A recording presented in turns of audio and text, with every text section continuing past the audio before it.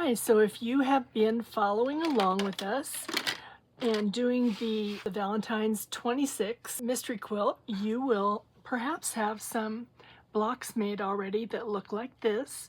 I am going to show you how to just stitch in the ditch. Now, if you're an experienced quilter, this is not going to be anything that's going to be exciting for you because you will have already known how to do this. But if you are a new quilter, this is what that looks like.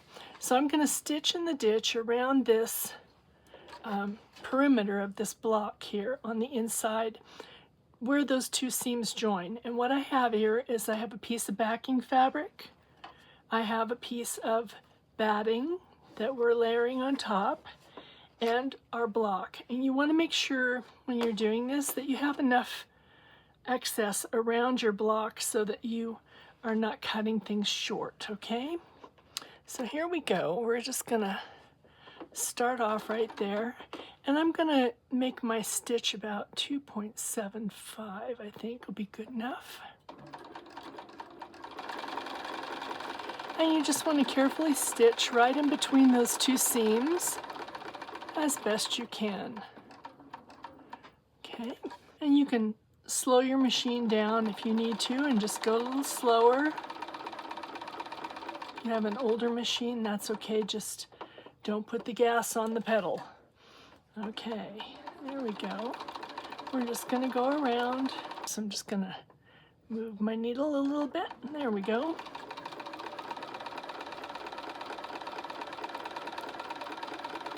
And if you stop with your needle down in the fabric, it makes it easier to turn.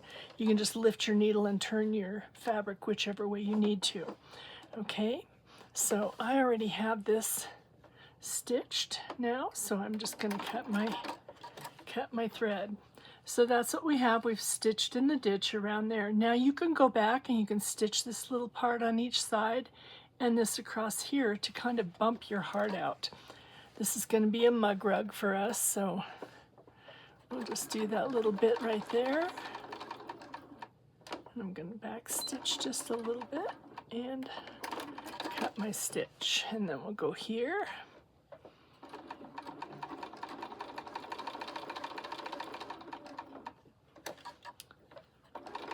And you see I've just stitched right down to that point, and then I lifted my presser foot and I'm turning my block so that I can go up the other side there.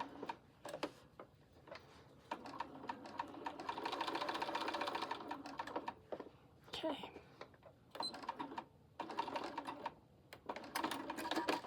And then we're going to get this one little corner here.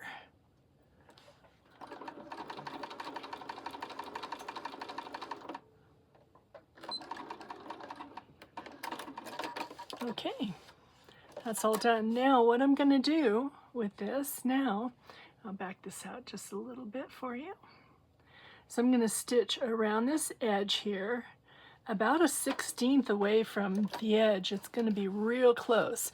And I want to do that before I trim any of the excess batting and backing off. And the reason for that is I want to have everything very tight on the edges for when I put my binding on. So I'm going to loosen this stitch up to about a 3. And the way I'm doing this, I'll pull this in so you can see it a little bit more maybe. There we go. I'm going right down the inside of my 1/4 inch foot here. So I have a little lip on the inside here. The needle is right there, so it's going to track real close. And I'm just going to run my foot on the outside. I don't care what the needle's doing right now. I'm just watching that outside edge. Okay, and you can stitch right off that edge, doesn't matter.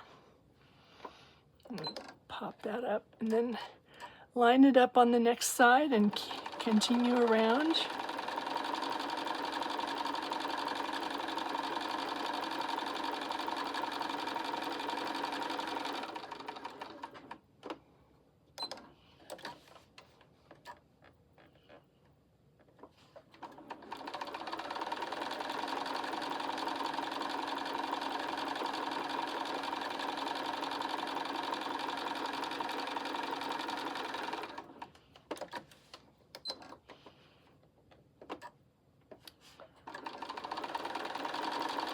There we go. That's our last side. I've got a little thread there. I'll pull out the way.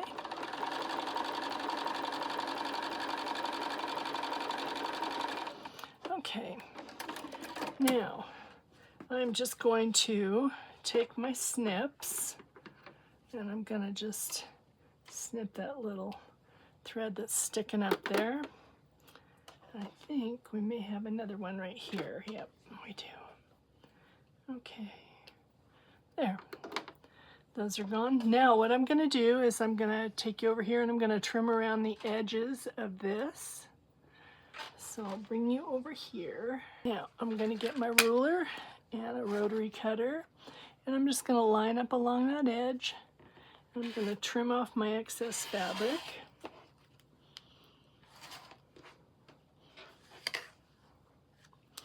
And by having that stitching real close to the edge there, it keeps our quilt sandwich nice and tight together. And we can put our binding on with no problem.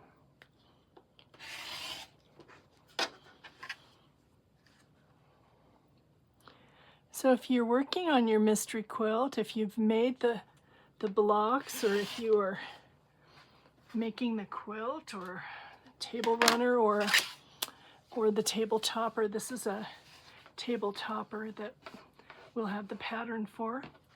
Please share those on our site, on our Facebook site, because we would love to see them.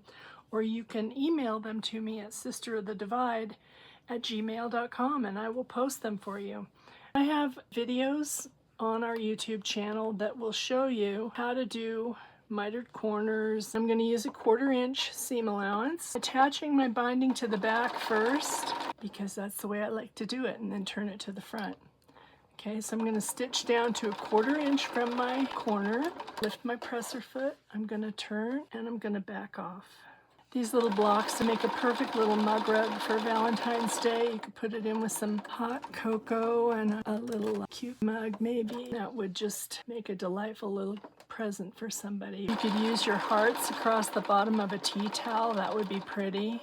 There's just a bunch of things you can do with these blocks. They're a lot of fun. They're easy to make, and that's what we like.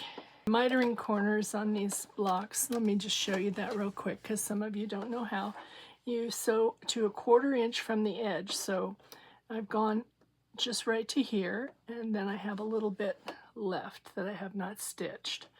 Now what I'm going to do is I'm going to turn my fabric so that it makes a little triangle right there, and it goes straight up back from my quilted piece. And then I'm going to bring it down so that this is level with that edge. And this is also level with this edge. Then you put it in there and you're going to start just like a stitch in from the edge, not exactly on the edge.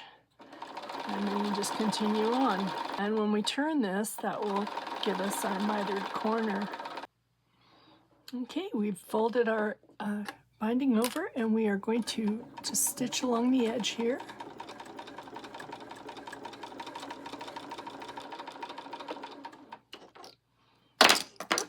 I like to use my stiletto just to help me. Okay, when I get to the end, I'm gonna cut my thread and we will turn and make our mitered corner. So you're gonna fold this down with your finger and over. And that's gonna give you your mitered corner. Those edges should meet up right there. Okay, we're going to get that underneath our needle. Drop your needle down.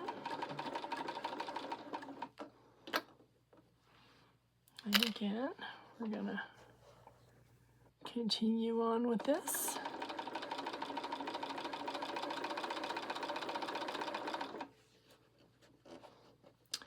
Mug rugs are so fun to get. They're fun to give and fun to get. Okay, same thing. We're gonna keep this piece straight. We're gonna fold it up, and those corners should come right together right there. Okay. Okay. Again, we're gonna go straight down and fold that up. And our corner will miter just perfectly. And we will stitch. Okay, a couple little extra threads here I'm going to trim out. I want to get that up and over just a little bit. There we go. Let's get that right there. Sometimes you need 4 hands. There we go.